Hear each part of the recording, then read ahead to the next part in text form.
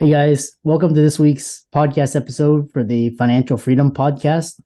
I'm your host, Dr. Christopher Liu. As you know, I'm always in the field of getting experts that have tremendous insights, experience, wisdom, sharing those insights and wisdom to you. So today we have Bruce Shear, and he is author, Inspire Your Buyers, Go to Market with a Story That Sizzles.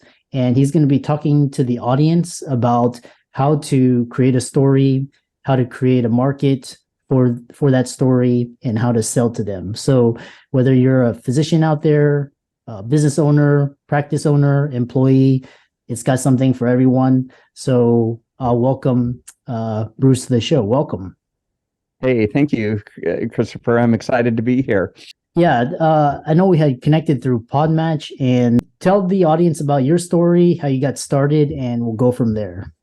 Oh, sounds good, Christopher. Yeah, so one of the reasons I wanted to reach out to you and to have this opportunity to share with your audience is I've recently crafted a book, and I should say recently gone to market with it. It was 2 years in the making. I started it in the pandemic, and lots of blood, sweat, and tears to try to encapsulate about 25 years of experience. So it took a couple of years, but it's now hot off the press on Amazon, et cetera.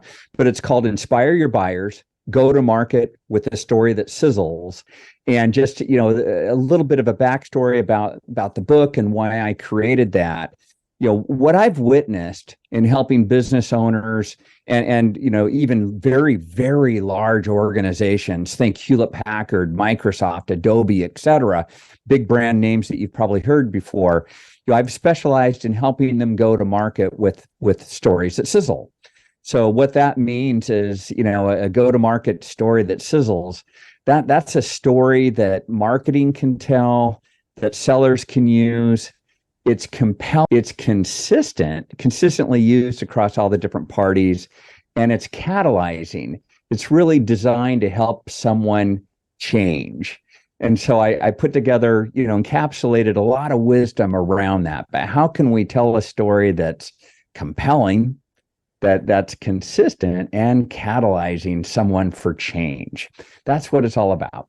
Yeah, I love that. And so, a couple of ideas to start us off, because I like to go from big idea to the nitty, especially when we're talking about business owners. The market's saturated, people's attentions are fragmented. So how do you go to stand apart in a crowded market with Inspire Your Buyers? Yeah, that's why it's so critical. And that's why this book is just so incredibly timely as well, Christopher. Pretty much all markets are undergoing change right now. I'm sure we've all been experiencing bouts of AI anxiety and everything else, but the customers that I serve, they typically have just a proliferation of competition. So how do you go to market? How do you inspire again, to catalyze that buyer wanting to change and change with you? It's imperative to stand apart. And that's why I created the book, just to help people do so. And with a story that sizzles. And if I could, just for a minute, talk about the word sizzles. What does that mean? When you're in a restaurant, everybody's kind of sitting there, when that plate of fajitas comes out, and the person receiving the fajitas typically gets pretty excited. And lately I've been looking at, sizzling brownies and ice cream. When somebody gets a dish like that, it's special, it's awesome, it lifts the spirit. That's what I'm trying to do in helping, my clients and people that read the book to, really craft a story that hits the mark. It sizzles. It is different. It helps you stand apart. It helps you and the buyer really move forward, and change, together. Yeah, I love that. I love hearing adjective words, very powerful word, sizzles, standing apart. Yeah, and we can actually go through so many different things. So we can talk about how to optimize your revenue team with a go-to market story that sizzles, and also having sales conversations that sizzle. So elaborate on that. Oh, absolutely. I can elaborate through, perhaps just a little bit of story. But, first and foremost, when you have a compelling go-to-market story, it really embodies 5 key elements that make that up. But once you've got it in place, what I've witnessed is the revenue team gets really excited. Right now, like you said, it's a tough market out there. Competition is everywhere. There's a need to stand apart. And when the revenue team doesn't, and that's the marketers, the sellers that are part of that revenue team, I'll tell you, that can just suck the wind out of the culture and take the wind right out of the sail. Think of a sailboat just sitting out there and not moving forward. It's a total bummer. But when you get a story that sizzles in place, the confidence goes up, the enthusiasm goes up, and funny enough, emotionally, the fun goes up. You're having a better time as part of the overall culture because you've got a story that's hitting the mark, and as a result of that, more customers are coming on board. You're keeping more customers, and revenue rises, and everybody benefits when that's the case. When you don't have a story that sizzles, or sometimes Christopher, I come across organizations that are devoid of story. They don't really have one. It's kind of random. That's a tough place to be in. And very often those companies don't really make it. They kind of were there and then they're not there anymore. And I don't know if you've looked at the average lifespan of an organization, but it's shrinking a bit, because this is a discipline that needs to be happening. But when it goes right, everybody wins. Should we, Christopher, do you want to push into what makes up a story that sizzles? Like I could kind of break that down a little bit. I did kind of tease with that a little bit, the 5 key elements, but would you like to take the dialogue there? Yeah, definitely. Go ahead and elaborate on that. Yeah, so just, to come up with a story that sizzles, there's 5 key components that make that up. And, so you start with the target buyer. Who are we building the story or narrative around?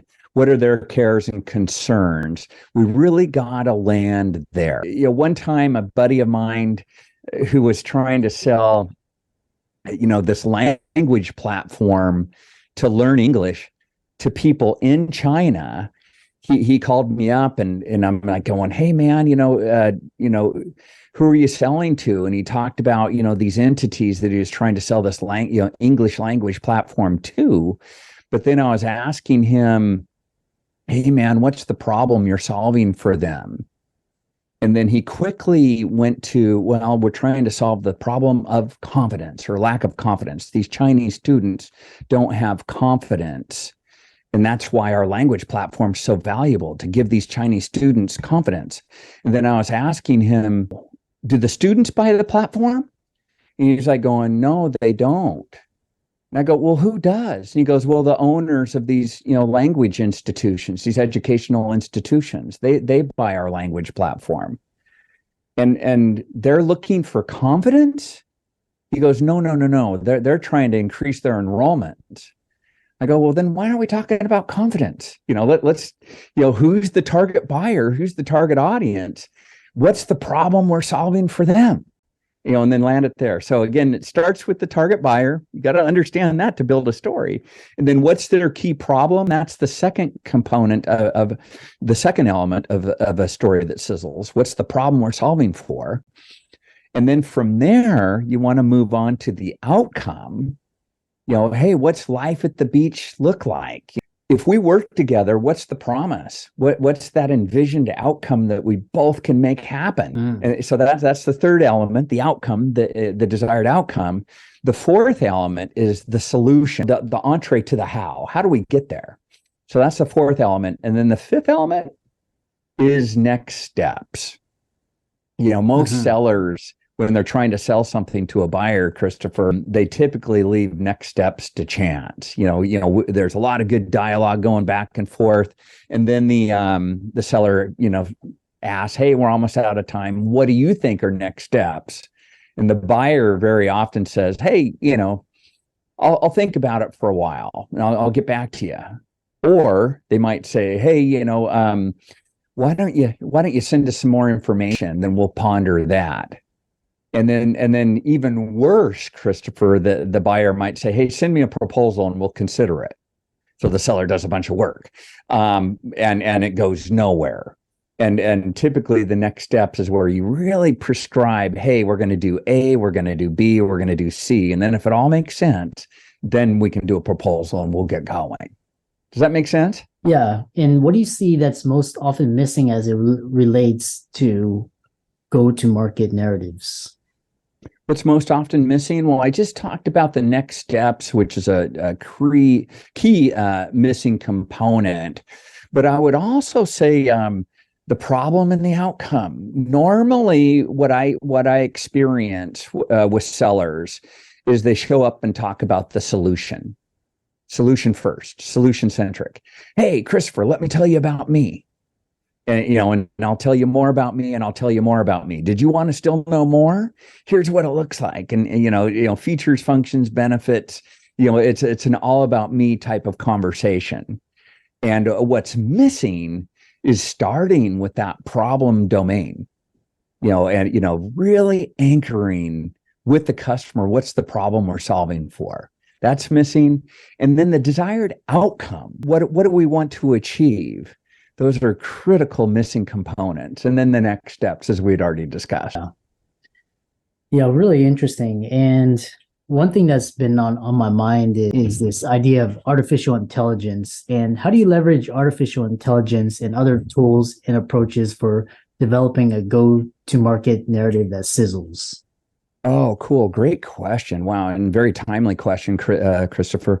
So AI, it's absolutely amazing so far. And of course, every day it's just getting better and better. But what used to take me a very long time. So you talked about in the beginning of our dialogue about standing apart from the pack, and the pack is just growing, growing, growing.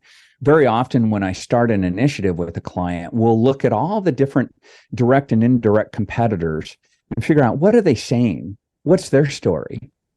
And of course, we don't want to be trapped in the sea of sameness. We need to stand apart with a different sounding and looking story. So what are they saying? What are they showing? We do a big scan. AI shrinks that, so instead of going website by website by website and doing all that, rough research and even knowing who to look at in the first place, with AI, we can say, hey, here's a domain. Who's all the different competitors in this domain? And then we can even feed, AI, the literal domain, the website domain, and say, hey, summarize what's the story they're telling, what are the messages they have, get all that data. And then even, with the direct competitors, I was working with a large organization just recently that was competing with Microsoft. We would say, hey, in this particular solution domain, why would a customer choose Microsoft over my client? And then also in this solution domain, why would a potential customer choose my client over Microsoft? And so we're looking for strengths and weaknesses through that process, and how to position against the competitive alternatives. And we can do that competitor by competitor by competitor. Asking AI, these generative AI tools, Bard, ChatGPT, et cetera, for answers of that nature, and questioning them, hey, how would we position ourselves to stand apart from the pack? Once you get all that data, then you can go into creation mode, and that's human plus machine to come up with great ideas around the problem we're solving, the outcome we're promising, the solution, how to characterize that. We can start to build that together as part of that narrative structure, and then afterwards we can, of course, you can use AI to sharpen it, get alternate, make it sound a little bit more sexy, et cetera, sassy, but then go test it with the target buyer and see how it lands. So it's kind of a transhuman process, leveraging technology and the humans involved in crafting the story, and even involved in delivering the story, the top sellers, the top partners, the top analysts, getting all their involvement as we put this overall go-to-market narrative together. Yeah, very interesting. Where can people go to find you, follow you, check out your book, and contact you? Yeah, so thank you, Christopher. My website is inspired by me and a team. So within there, that we've got way more resources about how to go about doing this, how to the importance of and how to have a go-to-market story that sizzles. Also, if you go to inspireyourbuyerbooks.com, that's where people can grab a copy of the book, enjoy that. We've got a really rich introduction that does a lot more explanation than what we covered, and that's a free download that they can have just to get into the game. And if they want to just go straight away and buy the book, it's on Amazon, both in hardcover, paperback, Kindle, and also Audible versions of that. Excellent. And for the audience out there, let's thank Bruce for coming onto the show. Really, all of his resources will be in the links and show notes. And with that, thanks so much for coming onto the podcast. Thank you, Christopher. Much appreciated.